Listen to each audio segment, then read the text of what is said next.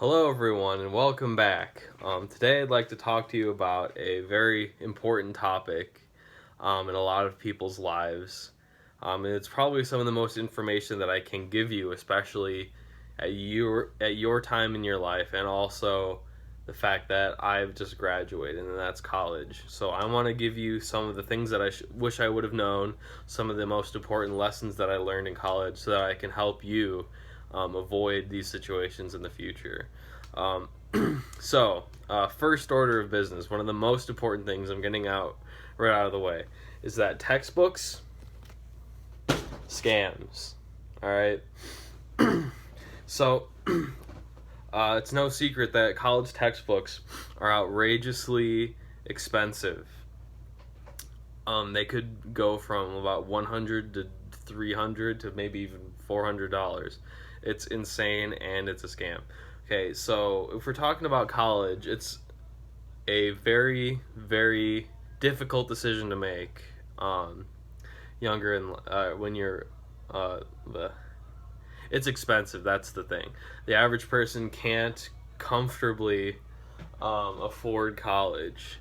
And if they can, it's probably with a lot of loans, a lot of very predatory loans with high interest rates. And it's just expensive overall. So the first part of this video is just going to be about cutting costs, because those student loans will follow you for a significant portion of your life after you graduate. Luckily, I didn't have too many, and that's because some of the decisions that I made early on, and also because I don't know, I just had a really cool single mom that worked her butt off. All right, so yeah, books are a scam. A lot of the times you'll take classes where they say that the book is required. And they'll have a list of books that are recommended, and then a few that are required. Even the ones that are technically required aren't really required. I've taken a bunch of classes where the required textbook was never brought up, or at least never depended on the grade. Usually it's just to aid your understanding. So if it's for a class that you just want to take so you can get the general education requirements, then you shouldn't buy the book. Or it's used in class discussion. Where there's been some classes where I've had class discussions on the textbook, and your grade's based off of it, and I wouldn't read the textbook because it was a lot of money and a scam. And if it's a discussion, you can just kind of give your own take and not reference the textbook. So yeah, so when you're also at the beginning of the semester, what is it? At the beginning of the semester, there's an enormous line at the bookstore, and you'll spend so much time in line, so much money for a book that you won't really use. So I would say definitely hold off until you know for a fact that reading the book is determines part of your grade. The biggest exception to my rule of hold off on buying textbooks are math books and also physics textbooks, stuff with practice problems, because a lot of your math classes are going to have optional homework.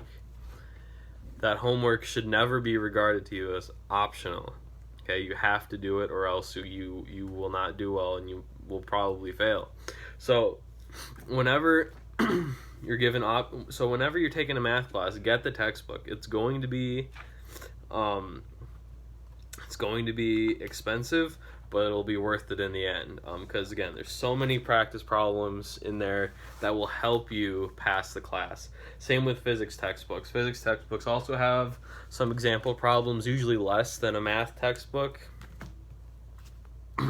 But again, that's the main exception. Also, maybe if you're doing nursing or whatever, or like something in the medical field, and like a textbook has a lot of useful information, then I guess buy that too. But I don't have experience in that field. All right, that's the first point of many. Sorry, I got an itchy nose.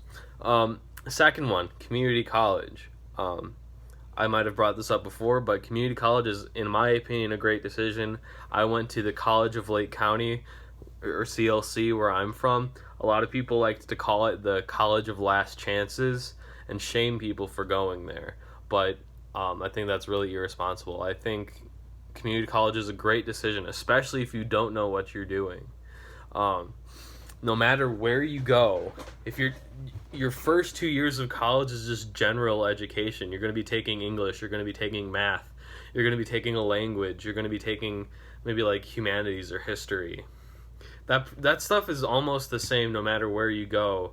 Um, you know, it's not going to matter how prestigious that school is if they're just teaching you basic stuff like that.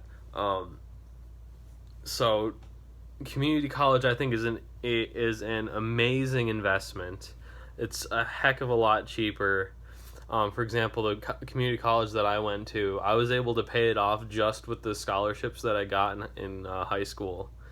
Um, so yeah, go to community college and then transfer to a 4 year. I was able to get my degree in 4 years. I took 2 years at a community college, 2 years at a 4 year college. ISU, I recommend that. It's pretty good. But I mean, when you transfer there is some difficulty. Usually you might spend 3 years on that second school, because some of the credits may not transfer. But I took a lot of online and summer classes to make sure that I graduated on time. All right, next one. Know which direction that you want to go in. Right now, don't freak out. It's fine if you don't know exactly what you want to do. But you don't want to be going to college, especially an expensive 4 year college, like, say, I don't know, Madison, without knowing what you're going to do. Now, you can know the area that you want to go in, right? You can know that, I want to do something with psychology. I want to do something where I help people, or I want to do something in the sciences or in math, like maybe accounting. So know in which direction you want to go in, so which classes you want to take so that you don't waste them. But it's also, oh my gosh, I'm so itchy. But you don't have to know exactly where you want to go yet. Next one is, a lot of people end up changing their major. Don't freak out about changing your major. Everyone does it. I changed my major. Granted, it was a very minor change. I changed from chemistry education to physics. Main reason why is because I'm sorry, Mr. Moulton, but but chemistry wasn't that exciting to me. I thought I liked it, and then I got bored in the classes, and I decided to do physics. And it was a difficult choice because I hadn't taken physics since freshman year of high school, and it was very basic physics. Like, I knew I was interested in it, but I didn't know that I would be that good at it. Chances are, it worked out in my favor. So. That brings me to my next point: is do what you love. Okay, if you don't like what you're doing, you're not gonna like it. Far down in the future, you want to do something that you're excited about and you like doing, so that one, you're motivated to get through school, and two, you'll enjoy the rest of your life. So, do what you love. All right. Choosing a school. It's important to choose. I recommend choosing a school that's known for where you want to, like, what career you want to choose. For instance, I chose Illinois State University. I chose them because the number one thing that they're known for is education and teaching. Okay. And I've talked to people in other high schools, the ones that I've student taught at, and they all say that when someone comes from ISU, they're already somewhere towards the top of the list, like, that they're quality. So I think that might help you out in getting jobs in the future. But I also want to tell you that going to a prestigious school, some of the times isn't worth it depending on your major. For example, I could have gone to University of Illinois. I could have gone to U of I in Champaign, Illinois, and I would have gotten probably the same education, maybe even worse, because they're not really known for teaching. and I would have spent a heck a lot of more money. I also Madison was my first choice, and then U of I, um, and then I realized that I'm not. I don't want to pay all those loans. And so I just went to ISU, which is still a decently sized, like it's a big school, and they're known a little bit, at least, especially for teaching. Um,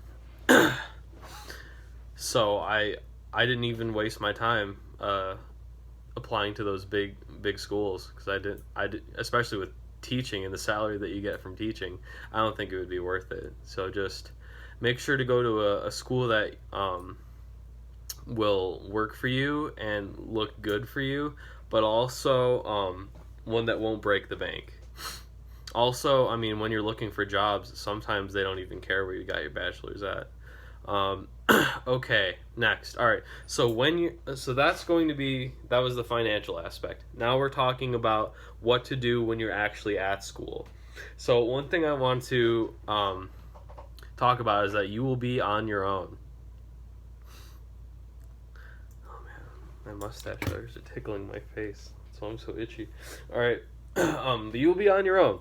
Uh, there are no bells. You will be on your own schedule. It'll be a block schedule, so it'll be huge chunks of your time that you don't have any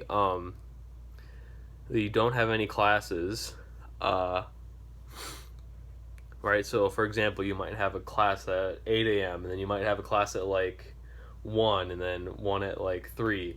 So you want to make sure that you're using your time effectively. Whenever you have that large chunk of time, you always want to make sure that you're studying, maybe even doing the homework that was just assigned, like that first class of the day.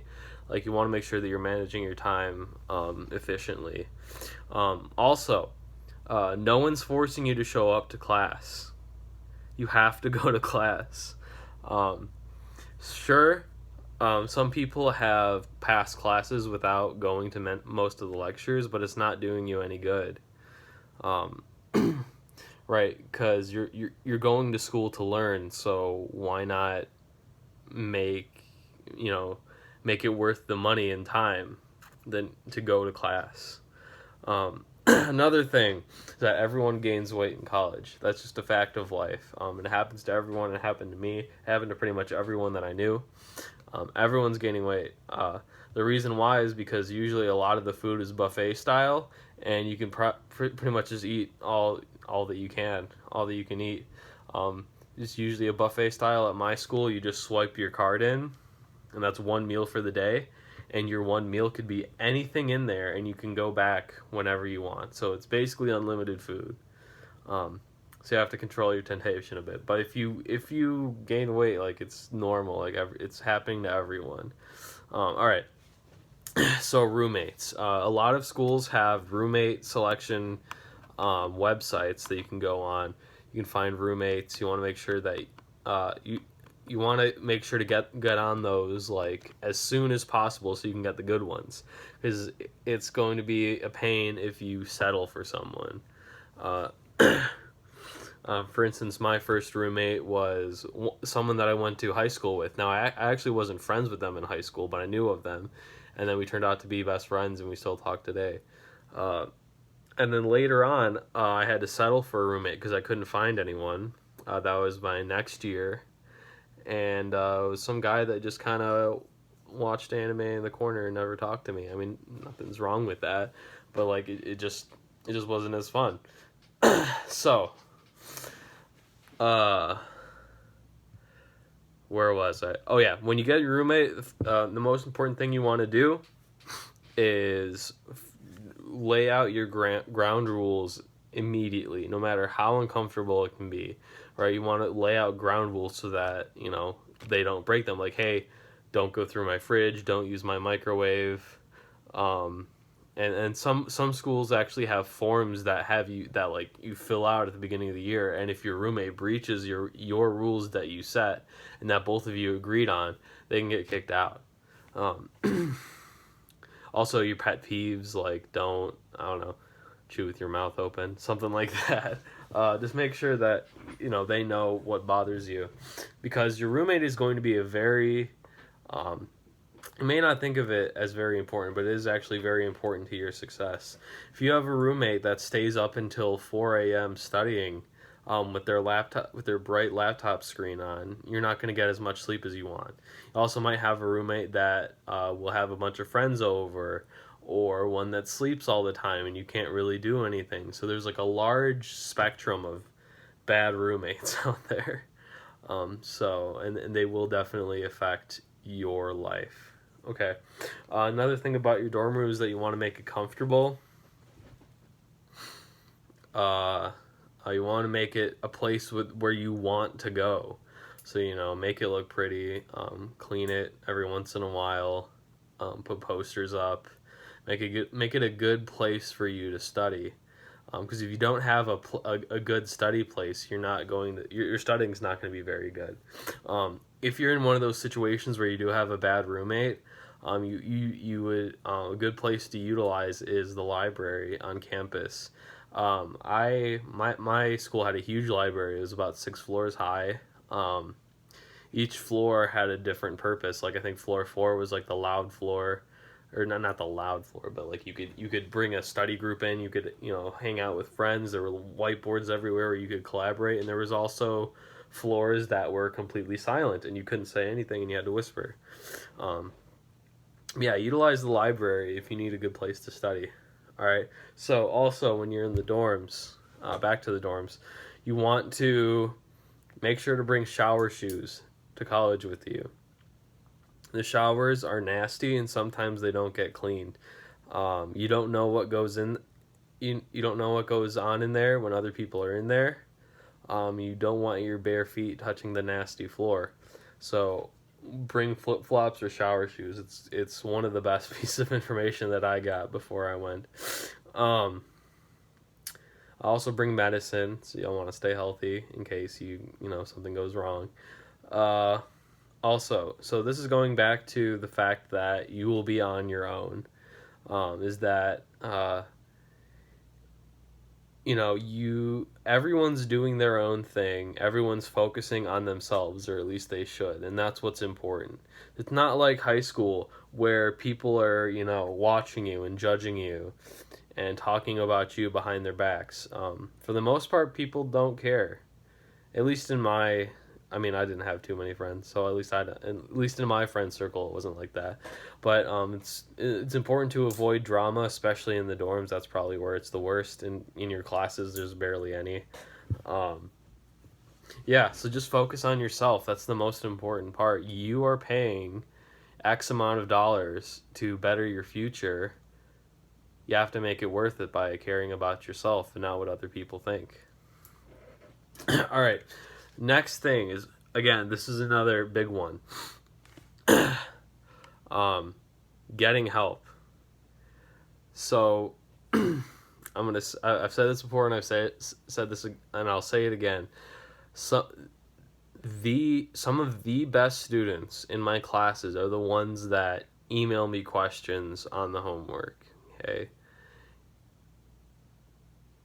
The students that succeed the most are often the students that ask for help the most. Okay, so when you're asking for help, don't think that you're stupid. Don't think that the professor's going to judge you. Don't think that other people are going to judge you. And if they are, who cares? Again, that was the last point. Focus on yourself. Yeah, getting help is super important. Like every professor has required, I think, 1 or 2 office hours a week. You want to sort of catalog your professor's office hours and then work it into your schedule so that you know which professors you can visit when, because they're busy, but they're required to have hours to help you, so you need to go in and ask them questions. Doesn't matter if they're nice or if they're mean. Again, you are paying the money. You need to get help no matter the cost. I've had my very first physics professor. I had her for three semesters at community college. She was a very scary woman. If you asked a question in class, she would berate you and make you feel stupid, um, and I still did, because again, even though she might make me feel stupid in class, the point is that I would get the information that I need so that I could learn and better myself. Always ask for help. Okay. Um, Along with that is tutoring centers. So at my community college, there was this tutoring center. It was amazing. You could just go in there, get help whenever you want in any not any subject, mostly math and English. But it was amazing. Uh, so always look out for tutors. Um, yeah, just get help. That's very important. Okay. Another thing is that actually, I'll get back to that later. Okay, notes. You want to take good and organized notes. However, they're not always the most important thing that you need to be doing. You need to listen to your professor. Um, a lot of the times they will post the PowerPoints, just like I do. So it's more worth it to listen to what they're saying and writing the stuff that's not on the PowerPoint instead of what's on the PowerPoint, because you can look at that stuff later. It's mostly the things that the professor says in class that are sometimes the most important. Okay, so yeah, take notes, but don't freak out about it. I had in one of my chemistry classes, I had a professor that would just go on and on and on and never stop talking, and I would frantically write notes the entire hour and be fatigued afterwards, and I would leave the classroom thinking, I don't understand a word that person just said. It's because I wasn't listening. I was just writing down notes. It actually helped me to slow down a bit and not take as much notes and just focus on the professor. Also take pictures of the slides if your professor allows you. You always have to ask, though. That's the thing. Okay. Here's just a random one that I threw in there. Go to the football games, especially if you're at a big school. The football games are discounted for students. You want to have fun in college. So yeah, go to as many home football games as your schedule and your stress allows, and your workload. It's always a very fun thing. You'll regret not going to as many. It's an incredible atmosphere that's unlike anything else. Definitely a lot different than like professional football or any sport really. It's the youthful, excited crowd. It's the band. It's just the whole culture. It's the tailgate, stuff like that. It's great. Okay, but back to the academic stuff. Another thing is that you want to find friends in your major. Maybe not friends, but people that will help you and that you are willing to help. So, when I was taking higher level and really even the lower level classes in physics, you needed at least one person to talk with and help on the homework. A lot of people and I'm not recommending this, but a lot of people in those higher level physics classes would just get by having one smart friend, and then he would just pass it around. They'd copy off of it, and they'd all turn it in, and they'd get 100%. Me, however, I didn't have any friends. I was transferring, so everyone already had their own friend groups. I did finally get some friends, some of the physics teaching friends, and we'd help each other on assignments and stuff, and it was so helpful to just talk with other people. It really cannot harm you at all. Like, make friends in your major. It's very important. Another one is seek out opportunities. You want to go to, you want to apply for internships. You want to go to clubs, and you want to maybe work as well, right? So you want to get opportunities, and you want to be strategic about it too. You want to take these opportunities that will help you get a job later in life, stuff that looks good on a resume. For example, I worked as a math tutor, and I think instead of working at some fast food place, which again, there's nothing wrong with that, right? You got to make money. But, I feel like it looked better on a resume, yet, something that applies to what you'll be doing later in life. So try and do that. And again, yeah, apply for internships. That's going to be very important later in life, or when you're trying to find a job. Okay, here's another big one. One of the most important ones is, visit ratemyprofessors.com. Okay, ratemyprofessors.com. It was the most useful piece of that's probably the most useful information information that I can give you. You want to take the professor, not the class, right? So you want to look up Rate My Professors, look up all the courses that you can take, and look at the professors that teach those classes. Okay, you want to find the best one, no matter what. Okay, if it's a class that starts at 8 a.m. and it's the best professor, don't choose the 1 p.m. class with a bad professor. Choose the best professor, because they're the ones that are going to help you and give you the information to pass the class and do well. Oh my gosh. I don't know why I'm so itchy. But yeah. RateMyProfessors.com. So, let me tell you guys a little story about professors. So, one time I made the mistake of choosing a professor over another one because of the time, right? And this professor had decent scores, but in terms of difficulty, they got a 5.0 out of 5 on RateMyProfessors.com, which means very hard. And it was true. She was probably the hardest professor in the entire university. I did learn a lot, but she was very difficult. She's my calculus professor. And I never finished a test in her class. I was always a few problems short. Well, no one really finished the tests because they were so long. I didn't finish the final. I left about 2 pages blank, front and back, because I just didn't have enough time. We started that class with about 30 people. On the day of the final, we had 9. During the final, 2 people walked out and gave up. So presumably 7 people passed the class, including me. All right, and I got a B in that class. And then she walked up to me at the end of the class and she was like, "You know what, Brandon? Not a lot of people get B's in my class.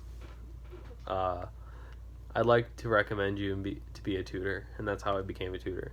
But another thing is that at the beginning of that class, she said that studies have shown that the students that sit front and center, and it kind of goes off as a cone,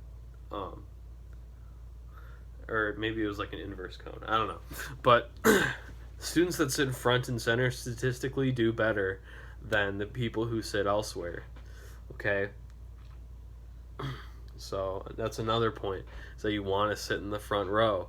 I know it's going to be uncomfortable because the professor's always going to be staring at you, but in my opinion, it's worth it. After that class, I sit front and center in every single class that I've taken since then. Even classes that have been enormous auditoriums with 300 people, I sit front and center so that I can have more eye contact with the professor and understand their class better. Okay. All right. Okay, more academic stuff. So, all-nighters and studying. Now, sometimes it's warranted to, stay up late doing homework, studying for a test. I know I'm no stranger to it. Regularly, I would fall asleep at around 2 a.m. every night doing physics homework. Some nights I would go up to about 3, maybe 4 a.m. It's not healthy. I don't recommend doing that. There's sometimes where you may have to, but for the most part, it's not worth it. There's this thing called the point of diminishing returns. So at a certain point, you're not learning anything. You're not going to be retaining that information that you're cramming. You're just going to lose it in the morning. The most important thing is to get sleep and to take care of yourself. Because there's been times where I just had to call it. It was 3 a.m. and I was like, I'm not pulling an all. I never pulled an all-nighter. I have pulled late-nighters, like 3, 4 in the morning. I've never pulled an all-nighter because it's just not worth it. You need to get some sleep. I always made sure to get a minimum of 6 hours. And that would result in me waking up 10 minutes before class and then putting on sweatpants and then sprinting to my class. But, yeah. Last thing is that, don't let your GPA, don't let your grades define you as a person. It's important to get good grades, but it's also important to have a positive opinion about yourself. Because that confidence will help you in difficult classes as well. Anyways, that's about it. Let me go back. Oh, there's one more thing. So, back to the very first point. Books are a scam. However, when you do need to buy a book, do not buy it from the school bookstore. Try to exhaust any other avenues, any other possibilities of buying that book before you go to the bookstore, because you'll find it for cheaper in other places. For instance, go check Amazon to see if it's go check Amazon to see if it's cheaper. Go to halfpricebooks.com. That's another good place. It might be a separate edition. Textbooks always have like 2nd, 3rd, 4th, 5th edition. If it's not the same edition, don't worry about it. Seriously, don't worry about it. There's barely any changes between any of the editions. Also, Google your textbook. All right. In my introductory physics course, it was one of 3 courses, and there was a book that was about $300, and it was going to last you those 3 semesters. And at the first day of class, someone in my class was like, "Hey guys, just want to let you know, there's a PDF of the book for free if you just Google it." And I downloaded the PDF, didn't buy the $300 book, and that guy actually became my friend throughout college. So yeah, books are a scam. Do what you love. RateMyProfessors.com. Anyways, I already gave my sappy goodbye speech, so I'm just saying goodbye everyone, and good luck in the future.